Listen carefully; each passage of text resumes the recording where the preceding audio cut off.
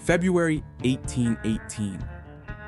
On a cold winter morning on the eastern shore of Maryland, a child named Frederick Augustus Washington Bailey was born into slavery.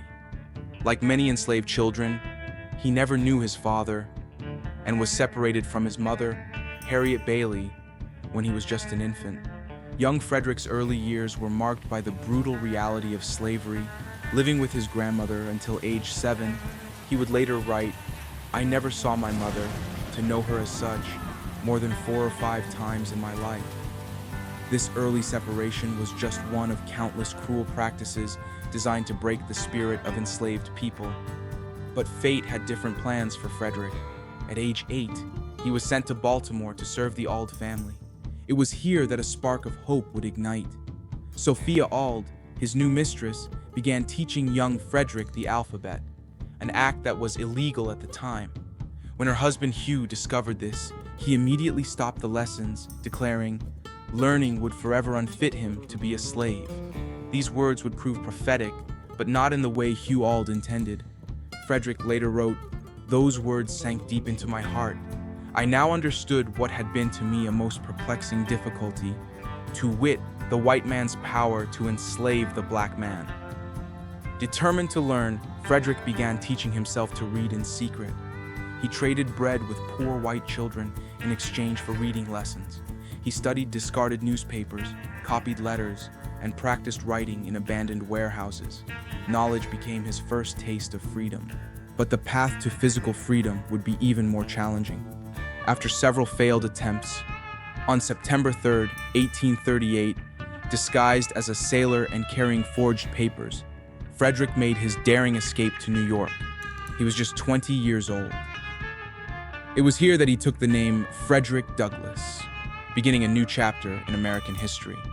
In the free states, Douglass quickly became involved in the abolitionist movement. His powerful speaking abilities and first-hand experience with slavery made him an invaluable voice for the cause. At an anti-slavery convention in Nantucket in 1841, his impromptu speech left the audience spellbound. In 1845, he published his first autobiography, Narrative of the Life of Frederick Douglass, an American Slave. The book became an instant bestseller, though its publication put him at risk of being captured and returned to slavery. To ensure his safety, he spent 2 years in Britain, where he continued to lecture and build support for the abolitionist cause. After supporters raised funds to legally purchase his freedom, Douglass returned to America in 1847. He established the anti-slavery newspaper, the North Star, and became a leader in the growing abolition movement.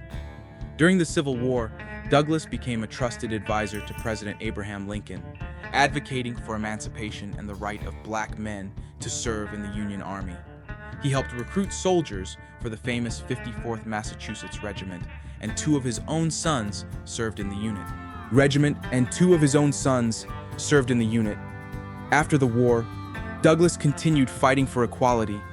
He served as U.S. Marshal for the District of Columbia, Recorder of Deeds, and Minister to Haiti. He championed women's rights, speaking at the famous Seneca Falls Convention, and never stopped advocating for civil rights until his death in 1895. Frederick Douglass's legacy lives on today.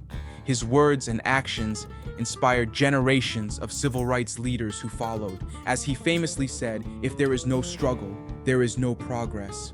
His life proved that one person's determination to be free can light the way for millions. Today, as Americans continue to grapple with questions of racial justice and equality, Douglass's words ring as true as ever. His story reminds us that the fight for freedom and dignity is timeless, and that education and truth-telling remain powerful weapons against oppression. Frederick Douglass rose from slavery to become one of America's greatest champions of human rights. He was an author, orator, philosopher, and statesman. But above all, he was a man who refused to accept the chains that bound him, whether they were physical or mental. I prayed for 20 years, but received no answer until I prayed with my legs. Frederick Douglass. If you enjoyed this video about Frederick Douglass, please like and subscribe for more historical content. Don't forget to hit the notification bell to stay updated on new uploads. Leave a comment below sharing what aspect of Douglass's story inspired you the most.